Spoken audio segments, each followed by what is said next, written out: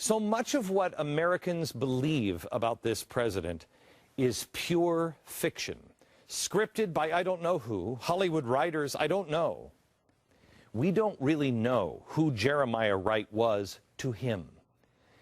This is more than spin or political gain, and it is important because we've heard all kinds of stuff.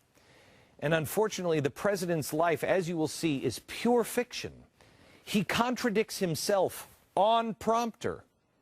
He'll say one thing about his family and his past and another thing about his family and his past, and they don't match. It's fiction. And we'll prove that to you tonight with certifiable fact. What most people don't know is the extent of the lies that we have been told. In retrospect, it seems as though everything that Barack Obama has said about his family has been carefully calculated and written and read off a teleprompter for political gain. Because almost none of it, think of this, almost none of it is true. Even the way Barack Obama says his father, Barack Sr., arrived in America for school. What he says is false. Watch. So the Kennedys decided we're going to do an airlift. We're going to go out to Africa. And we're going to start bringing young Africans over to this country and give them scholarships to study so that they can learn what a wonderful country America is. And this young man named Barack Obama got one of those tickets and came over to this country. Okay, not true. John F. Kennedy wasn't even the president when Barack Sr. arrived in Honolulu to enroll at the University of Hawaii in 1959. Obama Sr. was able to take advantage of a program provided by Jackie Robinson and Harry Belafonte, who doesn't really exactly see things the way John F. Kennedy sees things, or maybe you. But it was a fund for Africans. So why would he say the Kennedys did it? Because the timeline is wrong. Now, we can assume that, well, he just got it wrong that one time. Or was it for political gain of some reason? Or does he even know the truth anymore? Again, one little small fact and you're like, okay, whatever. But he throws JFK into the story. Then there is the fable about his parents getting together as a result of the march on Selma, Alabama, in the same speech. Watch. There's some good craziness going on because they looked at each other and they decided we know that in the world as it has been, it might not be possible for us to get together and have a child. But something's stirring across the country because of what happened in Selma, Alabama, because some folks are willing to march across a bridge. And so they got together and Barack Obama Jr. was born. That's a great story, but none of it is true. See, the problem with that one is that Barack Obama Jr. was born 4 years before the march on Selma took place. How's that work? Don't tell me I don't have a claim on Selma, Alabama. Well, don't tell me I'm not coming home when I come to Selma, Alabama. I'm here because somebody marched. No, you're not. You don't have a claim. You're not here because they marched. You were born before they marched. You were born in 1961, and the Selma March was 1965. So, Mr. President, where are you getting this story? You are not coming home when you come to Selma, Alabama. Now, during his coming out speech, if you will, I mean, not to be confused with last night's coming out speech, this is the one where he burst in the national spotlight at the DNC convention in 2004. We were told that he was a young moderate uniter, a fresh, post-racial, post-partisan politician. And boy, his speech really sounded like that. I remember it. It was great. This is how he began his speech. Tonight is a particular honor for me because, let's face it, my presence on this stage is pretty unlikely. My father was a foreign student, born and raised in a small village in Kenya. He grew up herding goats, went to school in a tin roof shack. His father, my grandfather, was a cook, a domestic servant to the British. Okay. Now, according to Barack Obama Sr.'s first wife, Kezia, that's not true. It's not true. According to his father's wife, not true. Barack Sr. married Kezia when he was 18 and she was 16. Her parents were upset and wanted her to come back home. So Senior's father, his grandfather, gave Kezia's family 14 cows as a dowry. Wait a minute, he had a tin roof and he was a servant with the British master. How many servants of the British masters have 14 cows in which to buy their son's wife? My father was a baker. We didn't have any cows or wouldn't have that kind of money to buy my wife. But Barack continued. My parents shared not only an improbable love, they shared an abiding faith in the possibilities of this nation. The love his parents shared is improbable.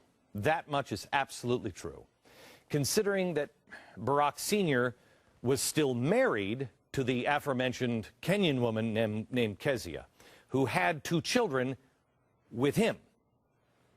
So it was improbable. So his dad comes over, while still married and 2 children over there, he comes over here. That's where he meets Barack's mother, Stanley Ann Dunham. Barack and Dunham never even shared the same residence. Not to mention the fact that 1 week after Barack was born, Barack's mom, Ann Dunham, took Barack away and left Hawaii to enroll at the University of Washington in Seattle, leaving Sr. behind. By the time she came back to Hawaii, Barack Sr. was already long gone, for good. First off to school in Boston, and then Harvard, and then he met somebody in Harvard. He married yet a 3rd woman named Ruth, and he took Ruth back to Kenya with him, where his first wife, whom he was still married to, waited. So he had 3 wives.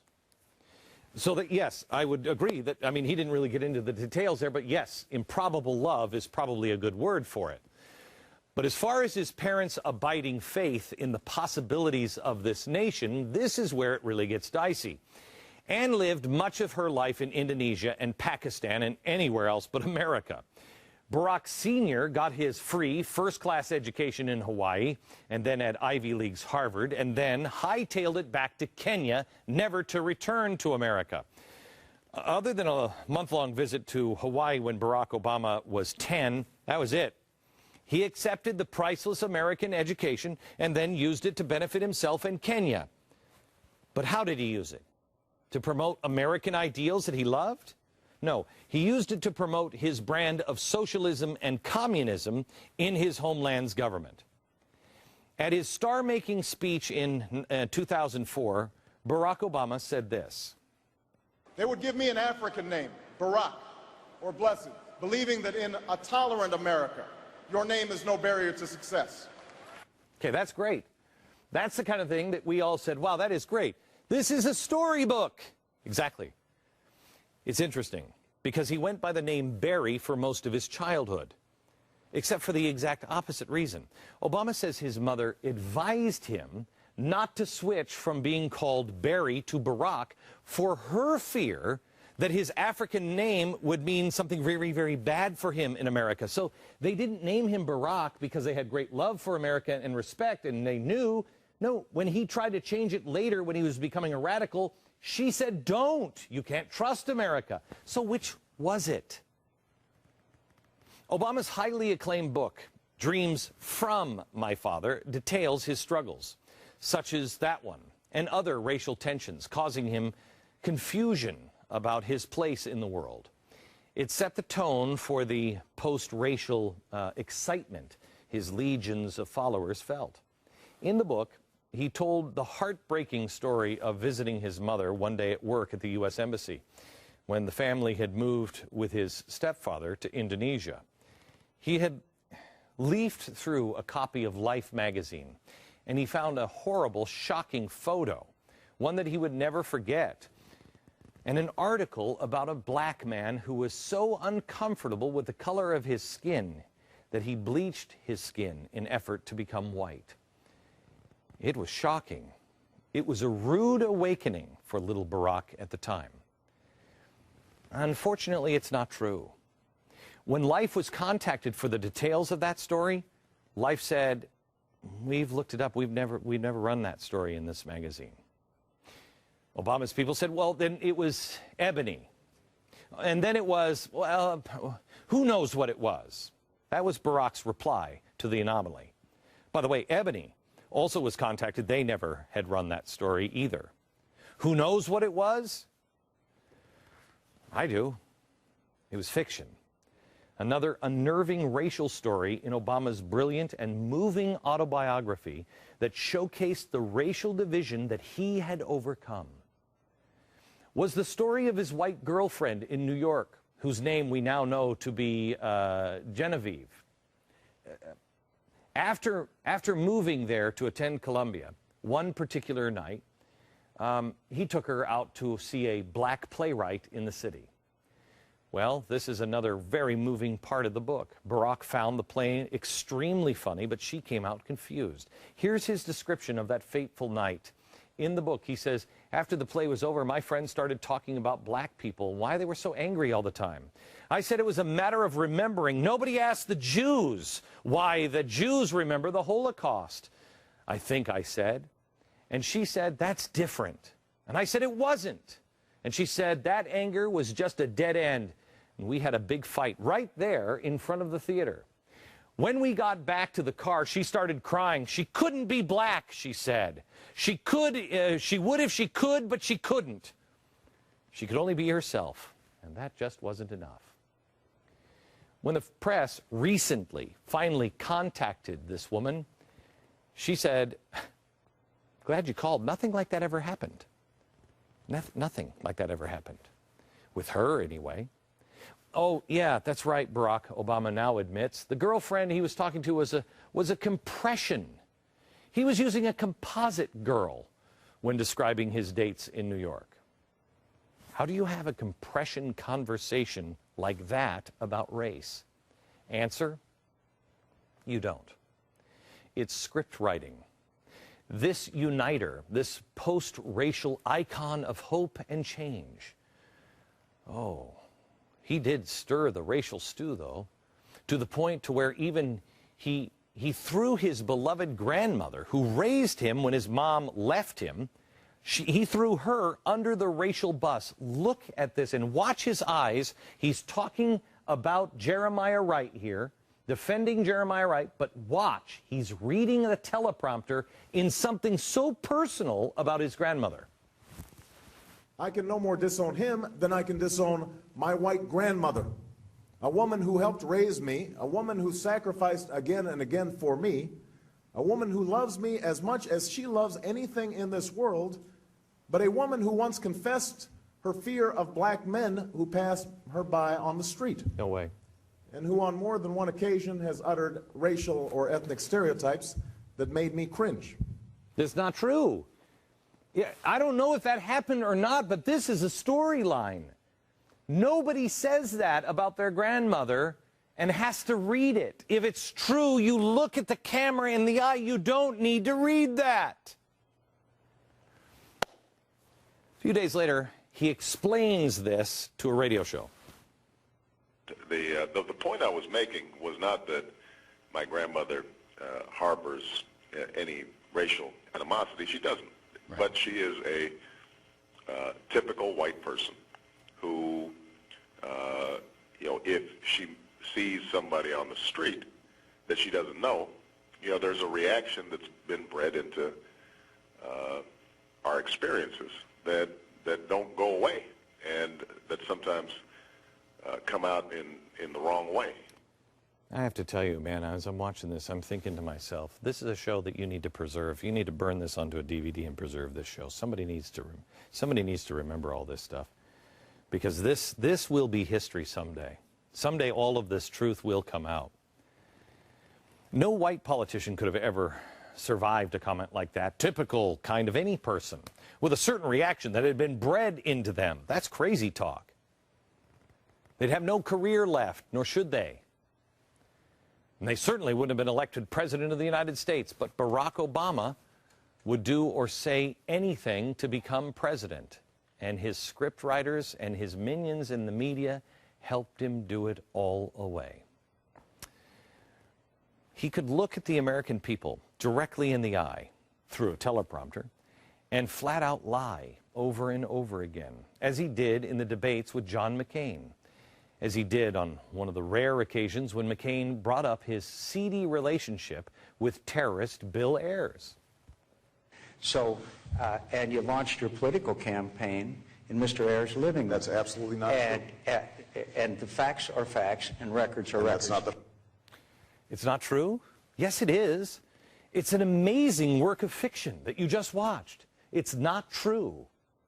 It's one that even the left-leaning factcheck.org verifies. While trying to cover and excuse Obama over silly details of the relationship with Ayers, and for that matter, even covering desperately for Ayers, they said referring to him as a terrorist is a stretch. Fact Check specifically mentions at least half a dozen Ayers meetings that Obama lied about or covered up, including board meetings, retreats, news conferences together. Oh, and yes, in fact, Ayers hosted a meet and greet coffee for Obama, who was running for state senate and who lived 3 blocks away from him. That's from the left. Yes, in Bill Ayers' living room. And he lied. Why? You know what's interesting is the part of Obama's script or novel or fairy tale life that have been left out is Bill Ayers' father. Bill Ayers' dad, Tom, gave Obama his first professional break. Bill Ayers' dad was a mentor to Barack, but they never met. I'm just now beginning to understand what Bill Clinton meant when he said, it's a fairy tale. And he's not talking about a black man becoming president.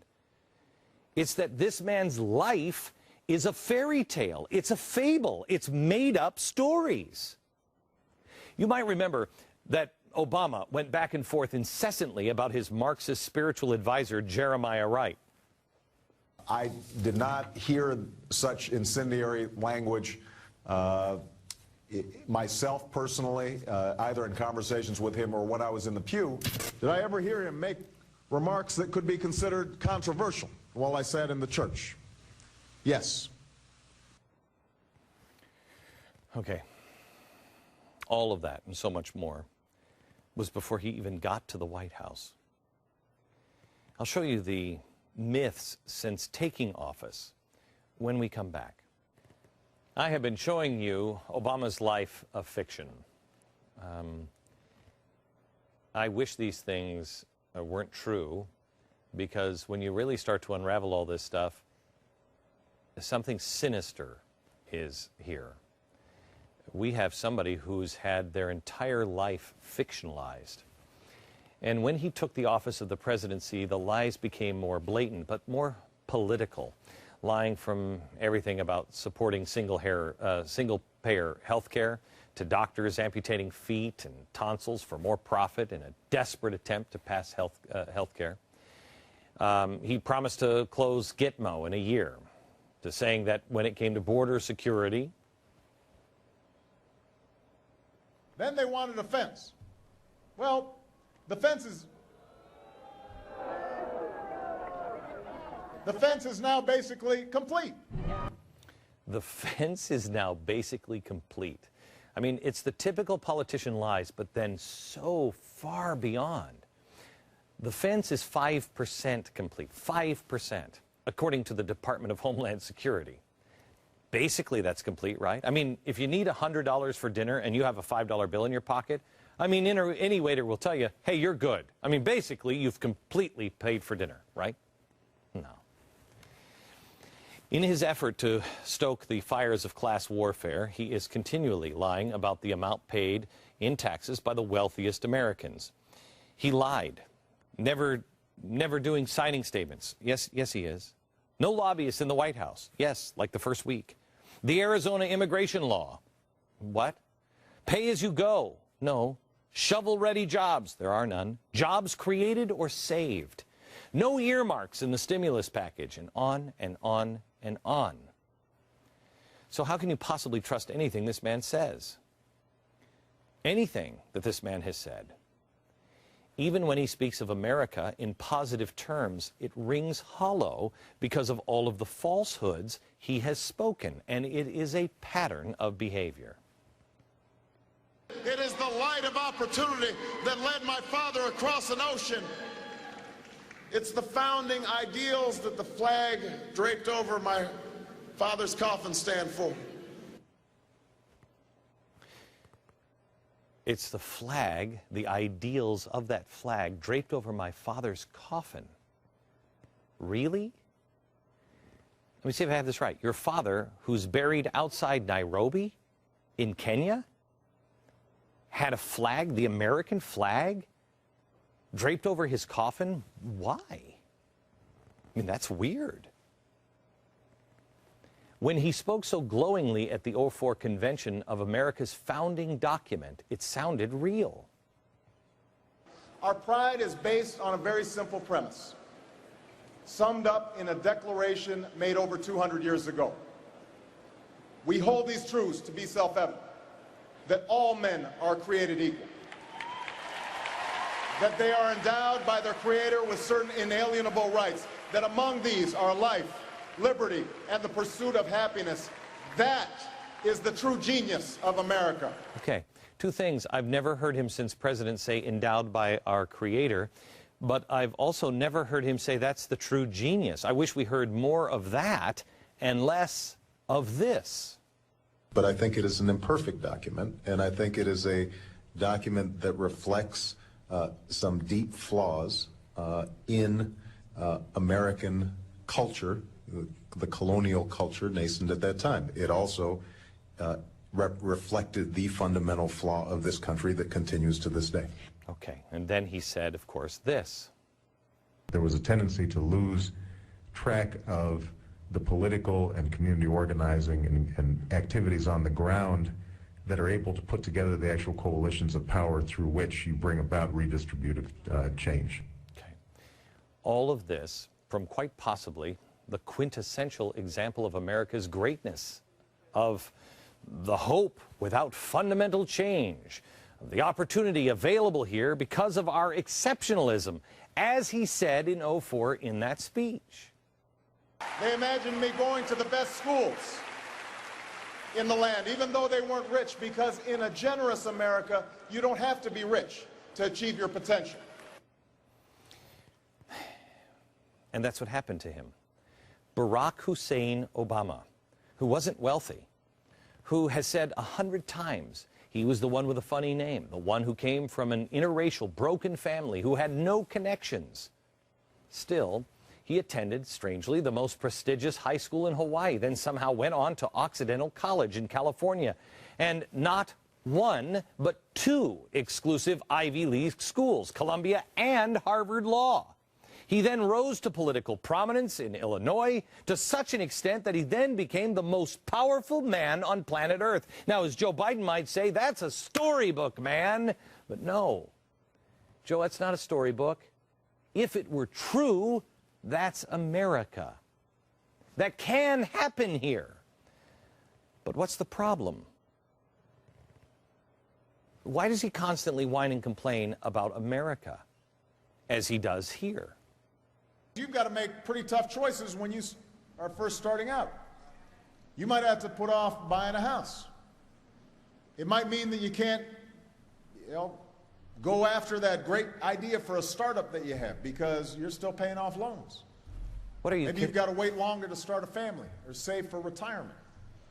And this is something Michelle and I know about firsthand. And we were lucky to land good jobs with a steady income.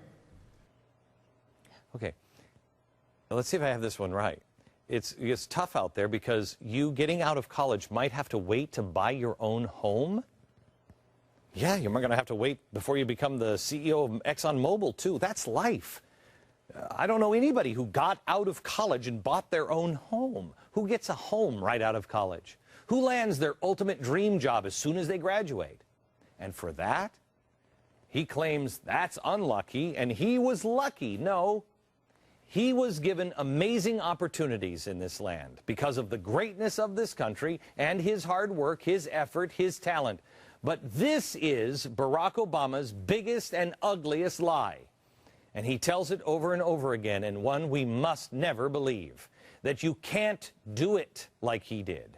You can't make it without his programs, without his government intrusion. You can't do it until he fundamentally transforms the United States of America. We are 5 days away from fundamentally transforming the United States of America. How true that is. One of the few things Obama has said that it was absolutely true. I contend what you think you know about this president and this president's life is nothing but fiction. When we come back, I want to talk to you about this man.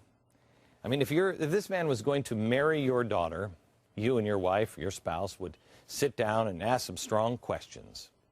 This man is in charge of my daughter and my son's futures. And so some questions that you and I need to discuss when we come back. This is a hand-carved exact replica of the Resolute desk that sits in the Oval Office. The man who sits behind this desk is the most powerful man on the planet. He shapes the lives of millions, not just here in America, but all over the globe. The man who sits behind here is our representative. He's the guy that speaks for all of us. He's the guy, when he goes overseas, we say, he's our representative. That's an important task. I contend Barack Obama does not, even Democrats, does not represent the average American. I bet he doesn't represent 80 or 90%. He's not like us, and it has nothing to do with color. Nothing. Here he is, the man who is leading the free world. He's leading the greatest nation on earth. He is and will be bashing Mitt Romney relentlessly for everything he believes now and in the past. And yet we don't really know what he believes.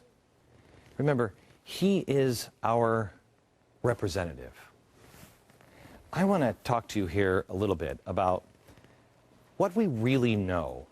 And does he represent you? Does he represent anyone you know? I mean, look, I expect that we're going to disagree with people from time to time. We're going to disagree on policies, and we're going to have, as George Washington said, battles on the battlefield of ideas. We're going to duke it out. But there's something wrong. And it's time that we sit with our friends and have a reasonable conversation and ask them a few questions. I want you to ask your friends this. Are you, or can you name a friend or a relative that's like this man? Can you name anyone with, let's say, 3, 4, 5 of what I'm going to show you, 5 of them or 3 of them that you go, yeah, I know that guy.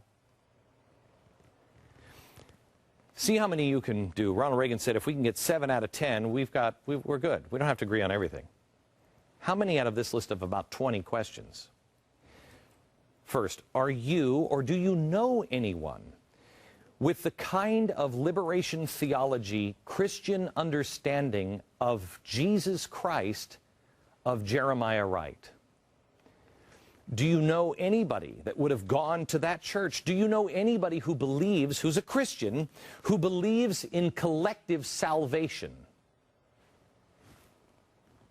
And recognizing that my fate remained tied up with their fates, that my individual salvation is not going to come about without a collective salvation for the country. This is not a Christian view. Do you know anybody who believes that they cannot go to heaven unless everybody is saved in the country? How about this? Do you know anyone who is raised and or mentored by communists? And then don't deny that communist past. Do you have friends or acquaintances with Marxist, communist, or domestic terror ties? I don't think the guy had a chance of being anything but a communist. You kind of feel bad for him when you look at the family tree or the communist tree here. Here's his dad.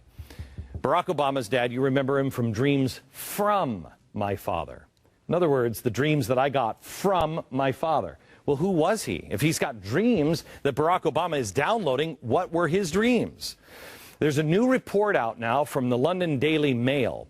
It's part of a 1959 study. The State Department was worried at the time that Kenyans studying in the United States, including Barack Obama's dad, had a reputation for being anti-American and anti-white. Wow. You would think, I mean, if George Romney was anti-Kenyan, you'd think we'd hear about that, don't you? The report added, the arrival here of these students, many of them in different academic caliber and ill-prepared for the venture, is likely to give rise to difficult problems. And they were more than right, more than they could possibly ever know. So his dad hates America and is anti-white. When his dad dies, Barack was young. But what about the other caretakers in his life? Where did he go? Well, Grandma and Grandpa, they look great and everything, and I'm sure they're very nice people, but they took Barack Obama to the Little Red Schoolhouse. It's red because it's a communist schoolhouse. That's why it was called the Little Red Schoolhouse. Mom was a communist and a radical. When she got her new husband, Lolo, Obama's stepfather, they moved to Jakarta. That's, I think, where he had dog. Apparently, Lolo wasn't radical enough, so Mom takes little Barack away because he's not communist enough and moves Barack back to Hawaii with the grandparents, where the grandfather decides, I got to find him a mentor, Frank Marshall Davis. Frank Marshall Davis just happens to be a communist. I mean, what are the odds? Again, don't you feel a little uncomfortable? I mean, I feel bad for him, actually, because he didn't have a chance.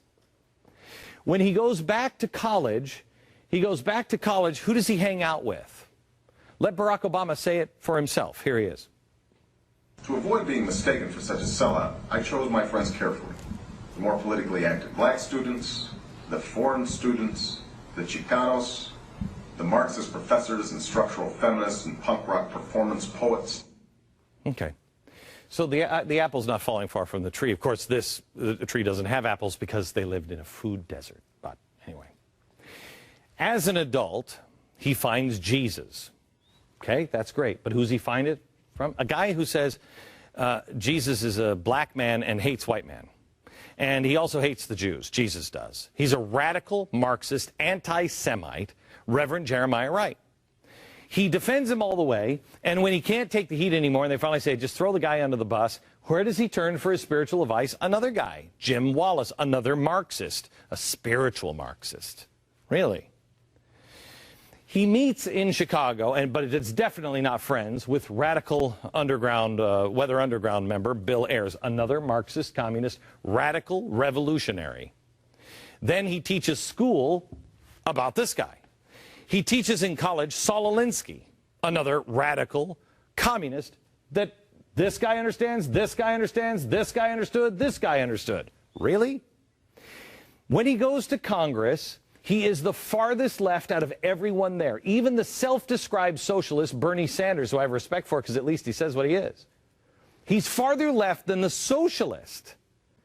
And then he goes on as president to appoint Van Jones, a communist. Well, he was. I haven't heard about his turning point. Valerie Jarrett, this is his best friend, Valerie Jarrett. Guess who her father was? Her father-in-law just happened to be a Chicago reporter, a communist, and a buddy of Frank Marshall Davis, the communist that Barack hung out with. This is the tie on how these two got together. By the way, we have a new book coming out called The Communist.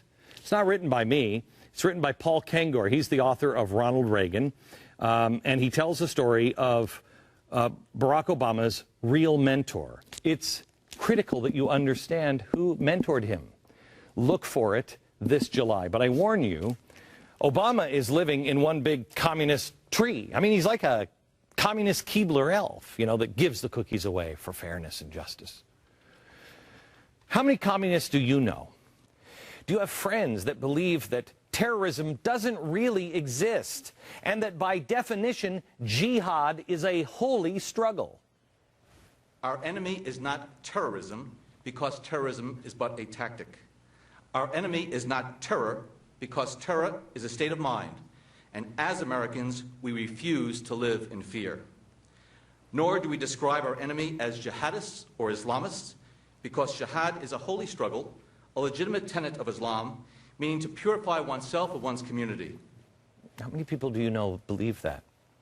This man surrounds himself with people like this. How about somebody who believes, really truly believes, that the Muslim Brotherhood is largely secular and a good force? The term Muslim Brotherhood is an umbrella term for a variety of movements. In the case of Egypt, a very heterogeneous group, largely secular, which has eschewed violence and has decried al-Qaeda as a perversion of Islam. Do you know anybody that thinks that NASA's foremost goal should be Muslim outreach to help them feel good? When I became the NASA administrator, or before I became the NASA administrator, he charged me with 3 things. One was he wanted me to help re-inspire children to want to get into science and math. He wanted me to expand our international relationships. And third, and perhaps foremost, he wanted me to find a way to reach out to the Muslim world and engage much more with dominantly Muslim nations to help them feel good about their historic contribution to science and engineering.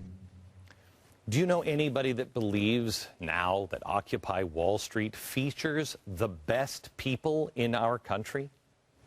Would love to hear some of these Republicans who are attacking these struggling people and young people and calling them divisive say something about this kind of despicable attack on the best people in our country right now. The most selfless are down there on Wall Street. Is it even conceivable that you know or associate with somebody like this, or somebody who thinks that killing Osama bin Laden was an actual tough decision to make? Intelligence reports locating Osama bin Laden were promising, but inconclusive, and there was internal debate as to what the president should do. The entire national security apparatus was in that room, and the president turns to every principal in the room. What do you recommend I do? And they say, it's a close call, Mr. President. As he walked out the room, it dawned on me, he's all alone. This is his decision. He took the harder and the more honorable path. The heart? At the same time he had a hard time making this decision, do you know anybody who would make that decision and then insist that you have a blame someone else memo ready just in case it went poorly? Who in your circle believes that Israel is the biggest obstacle to peace and prosperity in the world? And it's not just Israel, it's Israel and the United States. Do you know anyone who believes the United States Constitution needs to be a photo negative for it to be workable for today? Generally, the Constitution is a charter of negative liberties, says what the states can't do to you, says what the federal government can't do to you, but it doesn't say what the federal government or the state government must do on your behalf.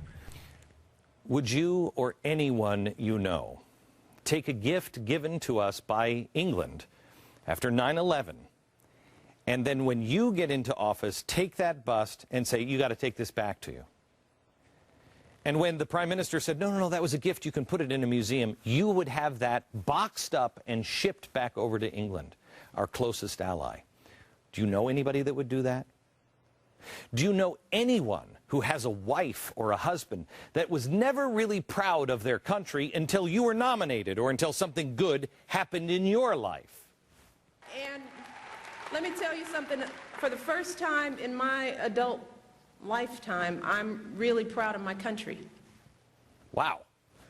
Do you know anyone who would actively defend and fight for the right to allow a baby to die in a closet without any treatment if that baby was born after a failed abortion?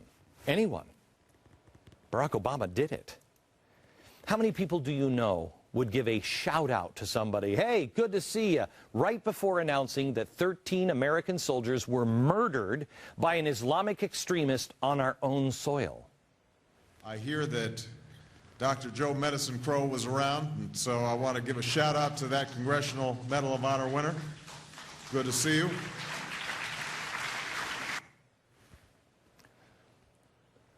Do you know anybody who is a really big Israeli supporter? Somebody who says they are our best friend and we've got to be there every step of the way, who then has the prime minister of that country fly over halfway across the world, has dinner scheduled, you meet with the prime minister, and then you're like, you know what, I can't make dinner tonight. And then you go and have dinner with your friends while you make the prime minister wait, and then humiliates him. And then this great supporter of Israel would go and visit all of the Muslim countries all around Israel, but can't find any time in his schedule to go to Israel. Do you know anybody who says they're the biggest supporter of Israel, die hard, they're our best friends, a loyal supporter, but they believe they should go back to their indefensible 1967 borders as a starting point for negotiations?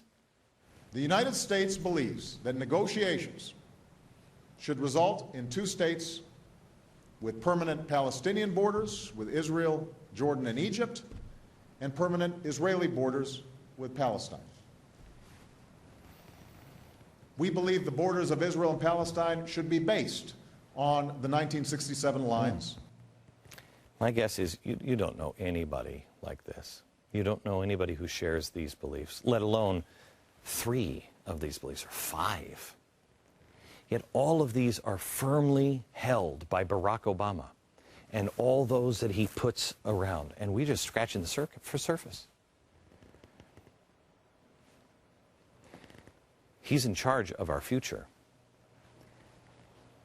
Is he a good representation of what you believe?